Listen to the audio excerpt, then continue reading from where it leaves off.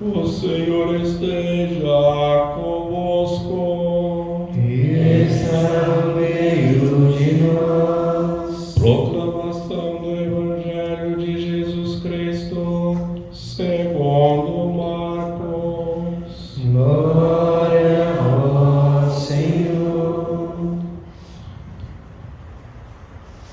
Naquele dia, ao cair da tarde, Jesus disse a seus discípulos: vamos para a outra margem.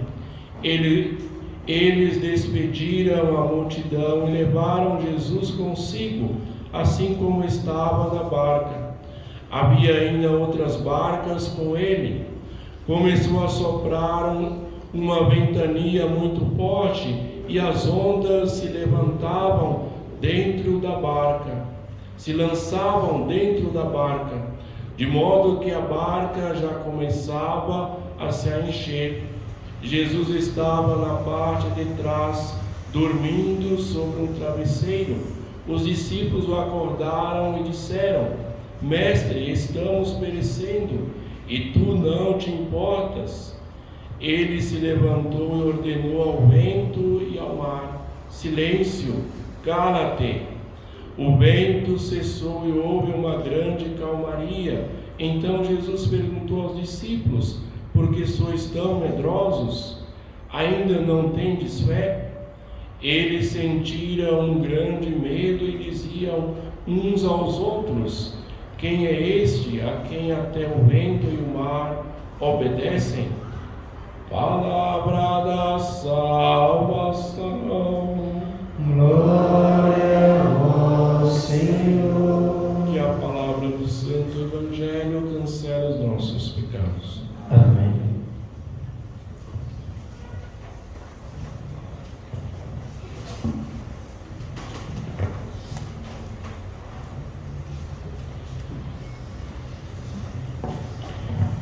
Jesus, depois de ter ensinado o povo por meio de parábolas, já no final da tarde, ao cair da tarde, ele vai dizer aos discípulos para ir para a outra margem.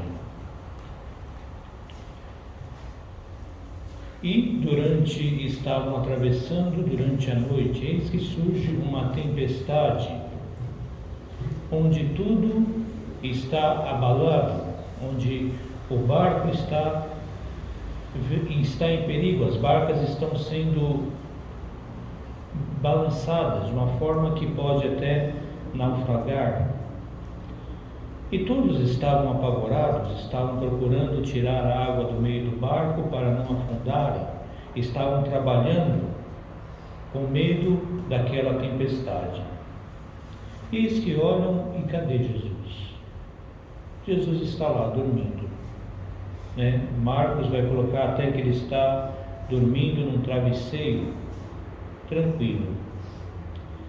E aí pergunta, mas acordam ele, pergunta, mas Senhor, tu não nos ajuda? Mestre, estamos perecendo e tu não te importas? Tu não te importas que pereçamos? E Jesus, ele levanta, acalma tudo e fala, mas por que tanto medo? Por que estão tão medrosos? Ainda não têm fé? E de fato os discípulos não têm fé, porque apesar de caminhar com Jesus, eles não têm aquela fé em Jesus Cristo. Tanto que eles vão falar, mas quem é esse a quem o vento e o mar o obedecem? Nós temos que ter ideia de que o mar, para o povo hebreu, o mar é um lugar distante, é um lugar que não se controla. O povo tinha medo do mar, porque você ir ao alto mar, você se encontra próprio sem controle de nada, porque o mar é grande, é imenso. E eles tinham medo do mar. O mar era o sinal do mal que não se pode controlar. Então aqui nós vemos que Marcos coloca que Jesus é aquele que tem o poder sobre o mar. o poder sobre o mal, e que basta ele falar e tudo se acalma. Só que nós devemos ter fé em nosso Senhor Jesus Cristo, devemos ter confiança nele, devemos conhecê-lo a ponto de não termos medo do mal que pode e quer nos destruir, medo do mal que quer balançar a nossa vida, medo do mal que quer criar tempestades, porque Deus, o nosso Deus, é um Deus que controla também o mal. O mal, ele não pode tudo. Deus, ele está no controle de tudo. Nós vemos na primeira leitura, no livro de Jó, Jó que foi pego por várias provações e se viu na cama doente, e eis que os amigos dele foram lá para o consolar e ficaram também aterrorizados, digamos assim, por ver tanto sofrimento que Jó estava passando. E Jó se dizia que era inocente, quer dizer, não tinha culpa, não tinha o porquê ele passar por todo aquele sofrimento. E eles começam a conversar, os amigos querendo dizer que para Jó, que se ele está vivendo isso, é porque ele tem alguma culpa, ele é culpado de alguma coisa diante de Deus. E Jó vai dizer que não sabe por que Deus está permitindo que ele passe por tudo isso, porque ele não se encontra, não fez nada de mal, ele não foi contra a Deus. E começa Jó a interrogar até a Deus. E eis que no capítulo 38, Deus vai falar a Jó. E vai responder a Jó não diretamente aquilo que ele quer, mas vai levar a Jó, vai responder a Jó de um outro modo. Vai fazer com que Jó saia de si mesmo e olhe toda a grandeza de Deus. E Deus vai dizer: quem fechou o mar com as portas, quando ele jorrou com o ímpeto do seio materno? Quer dizer, o mar que nasce e começa a se jorrar, e quem é que fechou as portas? Quem é que colocou a nuvem sobre o mar? Quem é que colocou os limites do mar? Porque nós vemos que o mar, quando ele está agitado, ele vem com força, ele bate nas pedras, bate na água, na areia, vem arrastando tudo, só que ele tem o seu limite, dali ele não passa, porque Deus controla tudo, Deus deu limites a tudo. E deu também limites ao mal que nós devemos muitas vezes que atravessar, ao mal que muitas vezes nós devemos ter que enfrentar, as tempestades da nossa vida que devemos viver, que devemos confrontar, porque também no Evangelho nós podemos entender isso, que eles estavam próprio lá lutando no mar, mas estavam lutando contra o mal, numa tempestade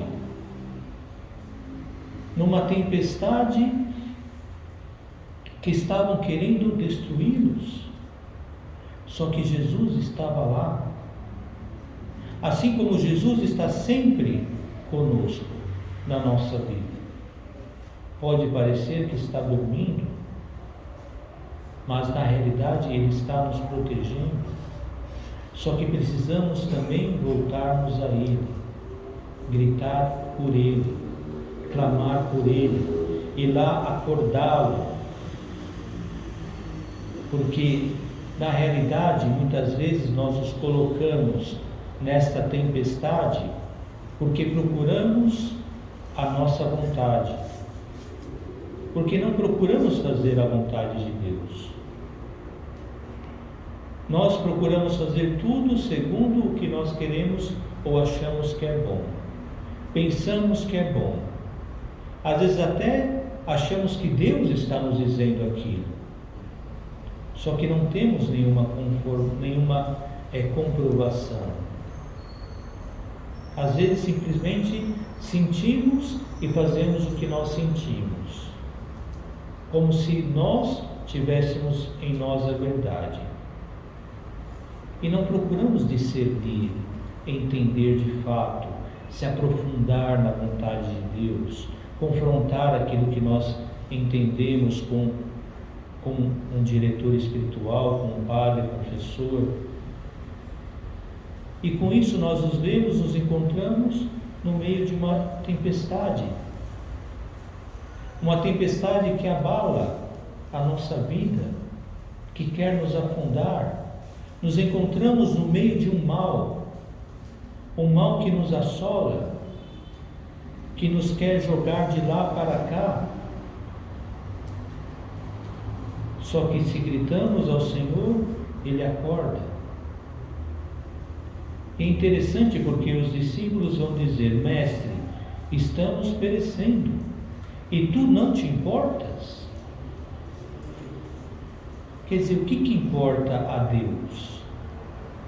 O que importa a Cristo? Agora, será que nós nos importamos com aquilo que Deus se importa? Ou estamos fazendo as coisas segundo o que eu quero, segundo o que é melhor para mim, segundo o que eu acho que é certo? Nós não procuramos entender o que importa a Deus e procuramos fazer a vontade de Deus. Depois vamos cobrar de Deus, mas não se importa que a gente pereça? Quer dizer, nós deixamos Deus de lado. Depois, quando estamos de fato na tempestade, nós nos lembramos: cadê o Senhor? O que eles estavam fazendo? Estavam lá lutando na tempestade, no meio do barco, contra a tempestade, contra o mal. E aí lembraram: mas cadê? Jesus não está no barco? Cadê ele? Aí foram lá e encontraram ele dormindo, tranquilo, sossegado. E aí foram lá e acordaram. Quer dizer, quando se lembraram de Jesus, foram acordar. E muitas vezes nós não lembramos de Cristo. Estamos na tempestade, no meio do mar, no meio do mal, sendo opressos, oprimidos, e não nos recordamos. Queremos só cobrar de Deus. Por que isso? Por que aquilo? Por que só comigo?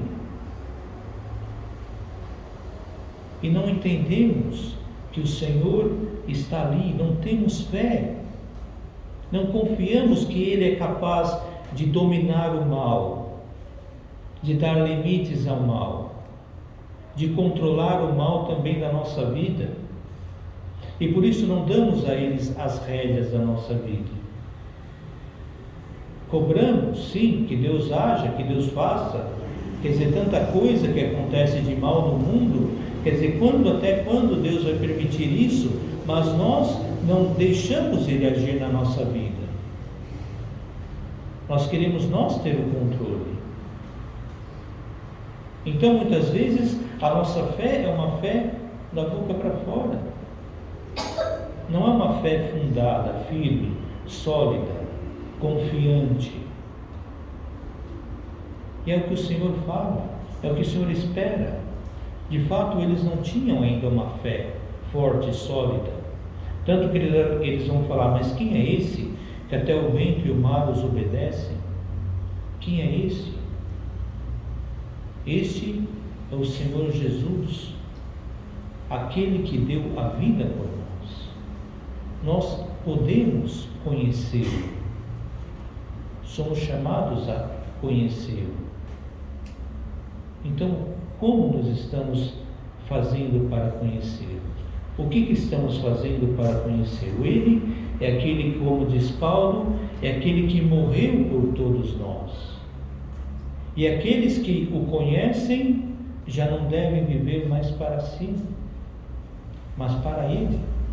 Quer dizer, a vida se transforma. Quando conhecemos a Cristo, a nossa vida deve se transformar.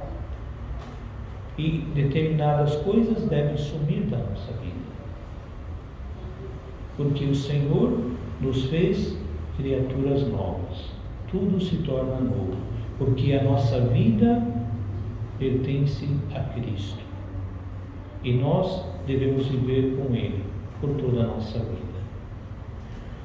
Por isso, irmãos, que agradecemos ao Senhor, porque como vemos também no Salmo, que fala de marinheiros que estão no navio no alto mar, que vem, que se levanta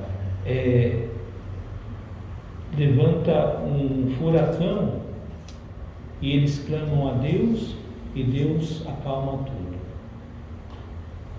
Eis que é a Deus que nós devemos recorrer sempre. E Deus, nós percebendo a grandeza de Deus na nossa vida, nós só temos que agradecer a Ele. Quer dizer, quantas pessoas estão com medo porque não conhecem o poder de Cristo, porque não confiam no poder de Cristo, porque não confiam no amor de Cristo? Quantos querem fugir da tempestade, mas nós temos que atravessar a tempestade. Porque a tempestade, atravessar a tempestade, também faz parte do nosso crescimento da fé. Jesus vai dizer aos discípulos: vamos para outra margem. Vai dizer próprio no início, no cair da tarde. Quer dizer, eles vão ficar a noite inteira no mar. Na noite, no escuro, nas trevas. Só que Jesus está lá.